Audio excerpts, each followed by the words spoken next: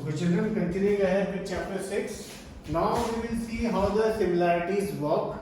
The symbol of similarity is this, okay, and this is not congruency, okay. Congruency नहीं है, अब हम similarity की बात कर रहे हैं. Similarity. फिलहाल हम तीन similarity देखते हैं, AA, SSS या SAS. AA similarity को AAA similarity बोला जाता है, but हम जनरली ए ही यूज करते हैं क्योंकि सपोज एक ट्रायंगल है ABC और एक ट्रायंगल है PQR.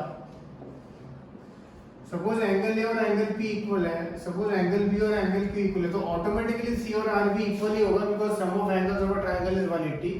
तो हम इसको AA ही यूज करते हैं कि आप अगर आपको क्वेश्चन में गिवन है कि find two triangles this to be similar to this and ये दो एंगल आपको गिवन है, तो आप सीधा लिख सकते हो angle A equal to angle P, पूरा नाम लिखना आप लोग, angle B equal to angle Q. Therefore by AA similarity and triangle ABC similar to PQR. और भाई एक चीज ध्यान रखना, जब एक बार दो ट्रायंगल सिमिलर प्रूव हो गए तो ऑल एंगल्स आर इक्वल. जो बचे हुए एंगल्स हैं या side, all angles are equal but sides equal नहीं होती है बट सेम रेशियो में होती है. For example AB upon PQ is equal to AC upon PR is equal to BC upon QR. मतलब अगर सपोज आपको ये प्रूव करने को बोला गया हो किसी क्वेश्चन में तो आप, और एंगल ही दिए हुए हैं, तो आप पहले एंगल यूज करके आप उनको सिमिलर शो कर देंगे एंड देन उसके बाद आप लेंगे therefore these ratios are equal. Similarly इसका ऑपोजिट, सपोज किसी क्वेश्चन में आपको एंगल के बारे में कोई इंफॉर्मेशन नहीं दी है, एंगल के बारे में जीरो इंफॉर्मेशन है, बट आपको ये रेशियो दिया हुआ है, मतलब ये सपोज रेशियो 1:2 है, तो आप दिस इक्वल टू दिस आप लिख सकते हैं बाय, सपोज ये 3 है, ये 6 है, इस तरह से, तो ये आप बाय SSS. और एक बार जब दो ट्राइंगल सिमिलर हो गए तो उनके अगर कोई एंगल्स हैं तो वो क्या होंगे, इक्वल. तो therefore angle A equal to this, angle B equal to this, angle C equal to this. ये थी SSS. एंड SAS में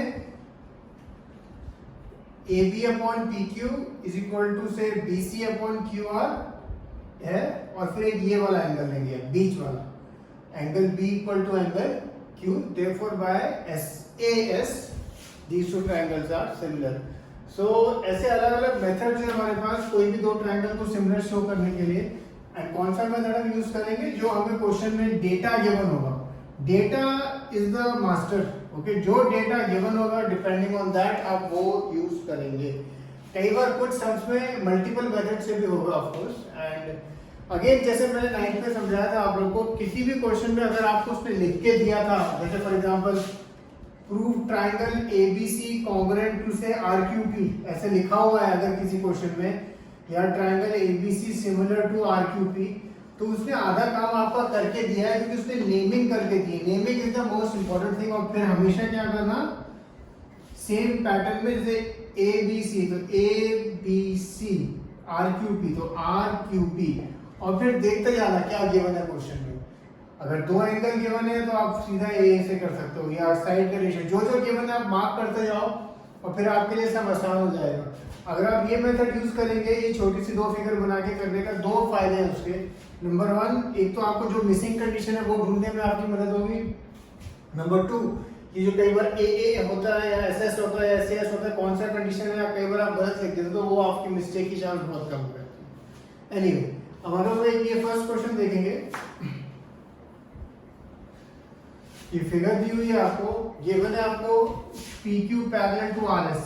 ये पैरेलल लाइंस गिवन है. ऑब्वियसली जब पैरेलल लाइंस गिवन हो तो सब तरह के एंगल्स पिक्चर में आ जाते हैं, ऑल्टरनेट इंटीरियर एंगल्स, करस्पॉन्डिंग अगर एंगल अगर है तो. और आपको अगेन जैसे आधा काम इसने कर दिया, अगर जैसे ही नेमिंग करी है तो बहुत अच्छा कर दिया उसने, आपका अक्सर वही आधा खत्म हो जाता है. POQ एंड SOR, और आपको प्रूव करना है. तो अब आप देखते जाओ कि और PQ पैरेलल आ रहा है. जैसे मैं देखता हूँ ये वाला एंगल POQ और इसके SOR, POQ और SOR, ये किस तरह के एंगल है, वैसे वर्टिकली ऑपोजिट एंगल में ये इक्वल होंगे। फिर एंगल OPQ ये वाला है एंड RSO ये एंगल क्यों इक्वल होंगे, दे आर ऑल्टरनेट एंगल्स। अब जैसे हमें दो कंडीशन मिल गई तो तीसरी देखने की आपको जरूरत नहीं, डोंट वेस्ट योर टाइम। हालांकि तीसरा भी इक्वल होगा but we don't waste our time.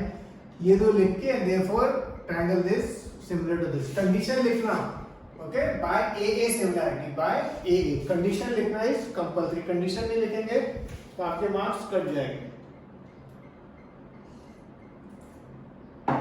Next question एक ये वाला है, ये कोई दिया हुआ ट्रायंगल ABC दिया हुआ है, ठीक है। फिर एक ट्रायंगल RPQ दिया हुआ है, बस एक ये सेंटेंस लिखा है फाइंड एंगल P, और कुछ नहीं लिखा ओके। फिलहाल वैसे अगर हम ये देखें ट्रायंगल ABC 80-60 है, 80 और 60 कितना होता है 140। फिर तीसरा एंगल कितना आ जाएगा अगर हम कैलकुलेट करें, एंगल C कितना आ जाएगा 40। तो अब हमें ये दोनों ट्रायंगल सिमिलर नहीं केवल है, बट अगर मैंने किसी तरह ये दोनों ट्रायंगल को सिमिलर शो कर दिया तो मैं क्या कह सकता हूँ कि सिमिलर ट्रायंगल हो गए तो उनके एंगल्स क्या होते हैं, इक्वल होते हैं। तो एंगल C से करस्पॉन्डिंग जो भी एंगल होगा, एंगल P से करस्पॉन्डिंग जो भी एंगल होगा वो मेजर मैं बोल सकता हूँ। अब हम दूसरा क्वेश्चन आता है कि अगर मुझे सिमिलर शो करना है, इसके एंगल्स के बारे में तो जीरो इन्फॉर्मेशन है, कोई इन्फॉर्मेशन है नहीं, बट किसके बारे में इन्फॉर्मेशन है, साइड्स के बारे में। तो हमें ये देखना होगा कि ट्रायंगल ABC सिमिलर टू क्या होगा। सपोज कुछ बच्चे लिख देते हैं RPQ, सपोज आपने जो देखा है वही लिख दिया। तो अगर मैं अभी चेक करूं AP अपॉन RP 3.8 अपॉन 6√3 आया, और AC अपॉन RQ तो 3√3 अपॉन, तो ऑब्वियसली ये इक्वल हो नहीं रहे। तो पर सिमिलैरिटी इसलिए जो वर्डिंग है ना, जिन क्वेश्चन में आपको गिवन होता है तो बहुत आसान होता है, इसमें आपको थोड़ा दिमाग लगाना पड़ेगा कि क्या वर्डिंग करूं कि ये और ये सेम रेशो में लिख पाए। और वो क्यों हमें लगता है हम लिख सकते हैं, क्योंकि मुझे दिखता है 6 का डबल 12 दिखता है, 3.8 का डबल 7.6 दिखता है, 3√3 का डबल 6√3 दिखता है। तो इसका मतलब है मैं कर सकता हूँ इसको किसी तरह से। तो मैं क्या करता हूँ, जैसे मैं लिखता हूँ से RQP, ठीक है, और अब मैं इसको मैच करने का ट्राई करता हूँ कि RQ कितना है 7.6, तो ये और इसका 1/2 का रेशो आता है। फिर RP और AC, RP 3√3 तो ये 6√3, और ये नीचे का PQ BC और 12 है।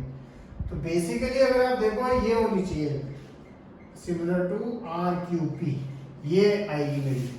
और वो कैसे, AB upon RQ, RP upon AC upon RP and BC upon QP, वो तीनों रेशो क्या है 1/2 है।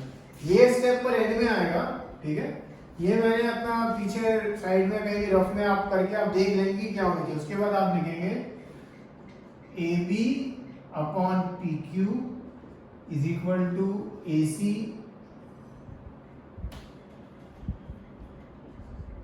Upon PR is equal to BC upon PQ, और ये तीनों रेशो 1/2 है। अगर आप देखो AB 3.8, PQ RQ, AB 3.8, RQ 7.6, 1/2, AC 3√3, PR 6√3, 1/2, BC 6, PQ 12। तो तीनों रेशो क्या है 1/2। Therefore by SSS triangle ABC is similar to triangle RQP। अब लास्ट स्टेप एक आपको बाकी है कि एंगल P से जो भी एंगल इक्वल दिखता है आपको, जो ABC का है, क्योंकि अब ABC के तो सारे एंगल मालूम है आपको, तो वो आप लिख देना कि therefore angle P is this much, ठीक है। तो ये एक तरह का सम है, इसने इस सम में हमें डायरेक्टली नहीं बोला था सिमिलरिटी करनी है, बट जब आपने क्वेश्चन किया आपने रियलाइज किया कि एक सिमिलरिटी लिखेंगे तभी ये सम हो पाएगा, नहीं तो ये सम नहीं होगा। तो इस तरह के भी सम आते हैं जिसमें 2 स्टेप्स इन्वॉल्व होते हैं कि भाई कॉन्ग्रुएंसी डायरेक्टली, सिमिलरिटी डायरेक्टली लिखी नहीं होती है, but you have to identify कि कौन सी सिमिलरिटी आपको करनी है।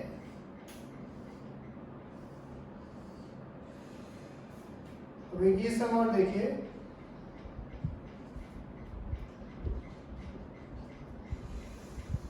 इस क्वेश्चन में आपको गिवन है OA dot OB is equal to OC dot OD। Dot का मतलब है मल्टीप्लिकेशन बेसिकली और कुछ नहीं, और आपको शो करना है angle A equal to angle C and angle B equal to angle D। ये आपको शो करना है, angle A equal to angle C and angle B equal to angle D। Again इस सब में थोड़ा सोचना पड़ेगा क्योंकि इसमें आपको उसने नेमिंग करके नहीं दी है। ऑब्वियसली केवल दो ही ट्रायंगल दिखते हैं फिगर में, तो इन दोनों को ही आप सिमिलर शो करेंगे, बट नेमिंग आपको अपने आप करनी होगी। सपोज मैंने लिखा AOD, अब A किससे इक्वल होना चाहिए C के, तो यहाँ पर मैं C लिखता हूँ। C D किसके इक्वल होना चाहिए D के, तो ये C। तो अगर मैंने ये कर दिया ट्रायंगल AOD और COB को सिमिलर शो अगर मैंने कर दिया, तो बाय मैं क्या ले सकता हूँ, therefore angle A equal to angle C and angle B and D are equal. पर अब ये दो ट्रायंगल को सिमिलर शो करना है। अब ये ट्रायंगल को सिमिलर शो करना है तो एक चीज चलो गिवन दिखती है मुझे, ये AOD और BOC यानी ये एंगल गिवन है आपको, क्योंकि ये वर्टिकली ऑपोजिट एंगल है, ठीक है। अच्छा, इसके अलावा आप ये इसमें पैरेलल लाइंस का यूज नहीं कर सकते, पर लाइंस पैरेलल गिवन नहीं है इस क्वेश्चन में, तो बट एक ये चीज गिवन है। अब इस चीज को कैसे यूज किया जाए, जैसे ये एंगल तो है हमारे पास, अगर मेरे पास किसी तरह OA upon OC is equal to OD upon OB आ गया, तो बाय SAS मैं ये लिख सकता हूँ OA upon OC is equal to OD upon OB। अगर मैं यहाँ देखूँ इसमें जो ऐसे दिया हुआ है OA इंटू, ये चीज गिवन है, इसको हल्का सा रीअरेंज करूँ, OC को यहाँ लिखता हूँ और OB को इधर, ये सेम ही है। अगर आप देखो ये सेंस हमें क्या गिवन है, OA upon OC is equal to OD upon OB, तो ये गिवन है, बट इसने इसको ऐसे डिस्गाइज करके दिया हुआ था जिससे हमें समझने में टाइम लगे। तो इस स्टेप ये लिखेंगे, फिर इसको आप ऐसे लिखेंगे, उसके बाद आप क्या लिखेंगे, angle AOD is equal to angle BOC, reason vertically opposite angles, therefore triangle AOD similar to COB, and then उसके बाद आप ये लिख सकते हैं कि भाई angle A equal to angle B, angle B equal to angle D। इसमें आप ये इसका रीजनिंग वही होता है, corresponding angles of similar triangles. Okay, so आज हमने ये सब स्टार्ट किए हैं, so just do these 3 sums. Okay, cheers.